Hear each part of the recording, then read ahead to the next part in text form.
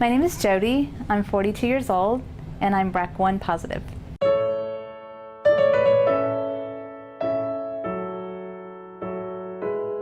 Once you become a parent, you sort of lose a little bit of your identity. Suddenly you're not yourself anymore. You're your child's mother. I have one child. His name is Henry, and my favorite thing is to be Henry's mom. Henry was only 7 years old when his dad died. His dad had gotten sick when I was pregnant with Henry, so Henry really only ever knew a sick dad.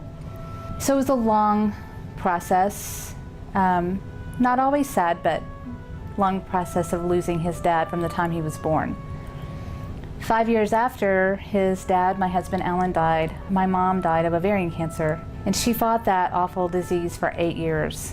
After watching my husband die and my mother die, I sort of became aware of my own mortality and sort of afraid of leaving Henry. And even before my mom died, I had read online and anything I could get my hands on about genetic testing, because it just seemed unreasonable that I couldn't figure out where this came from. My mom was only 48 when she was diagnosed. So I knew that BRCA testing existed even before she died. So I started asking my doctor every time I went, and I went a lot because I had some, benign problems, but I went to the doctor a lot, and I kept asking her, hey, what about that test? And she kept telling me, stop worrying about it. You're healthy, you're young, stop worrying about it. But every time I went back, I said, I really want to be tested. I just couldn't bear the thought of leaving Henry or putting him through the illness of another parent. So I kept asking, and finally she just said, look, move on with your life. And so I did. I got married again. I met Jason, and I got married again in 2007, and Henry was 12, and he gave me away at our wedding. It was amazing. But I still had that nagging question. So ironically, I started having allergies. So in 2008, I went to my husband's family practice doctor. And I'm put into the waiting area, the little patient room, and waiting for the doctor to come in. And I noticed there's a poster on the wall for BRACAnalysis. So the medical assistant comes in, and I said, hey, I've been trying to get this test for 7 years. Can I get it today? And she said, sure. So I signed a consent form, rolled up my sleeve, they took my blood, texted my husband and said, hey, I'm gonna have this test. He said, sure, because I was gonna have the test. I wanted to know. They took my blood, I signed a consent, I went away. 3 weeks later, 2 days before my 39th birthday, I was walking out the door to go to Dallas. My son was running a marathon. I'm positive. I was just sort of in a stunned sense of panic, and I didn't know what to do. We went out of town, it was the weekend, we came back, and I started looking for doctors. That family practice doctor referred me to 2 oncologists. I called both of them. Neither one of them would see me because I didn't have cancer. Back to the drawing board. I started trying to find a doctor to see me, trying to figure out what to do. I knew that I was going to have everything taken out that needed to be taken out. I had already made that decision. I was not going to die of ovarian cancer if I had a choice. I was not going to put Henry and my new husband through this.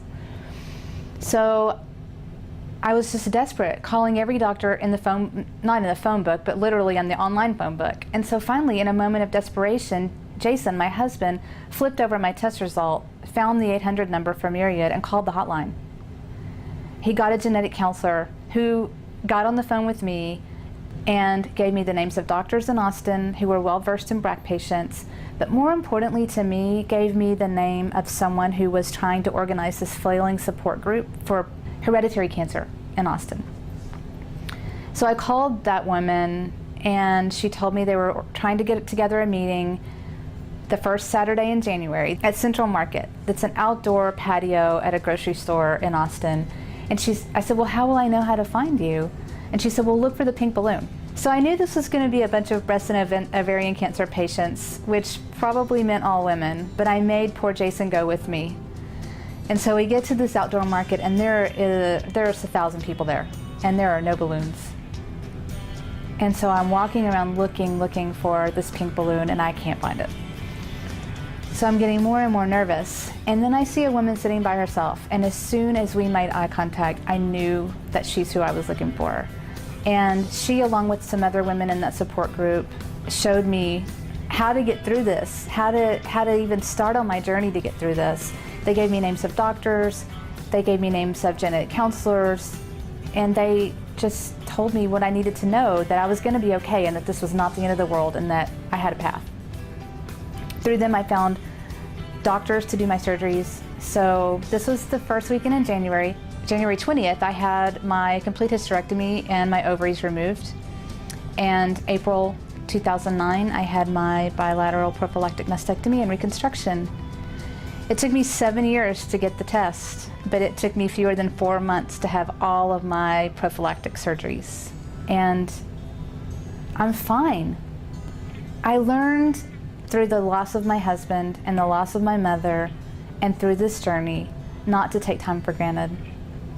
So I tell my story every chance I get. If you're sitting next to me on the bus, you're probably gonna have to hear about my story.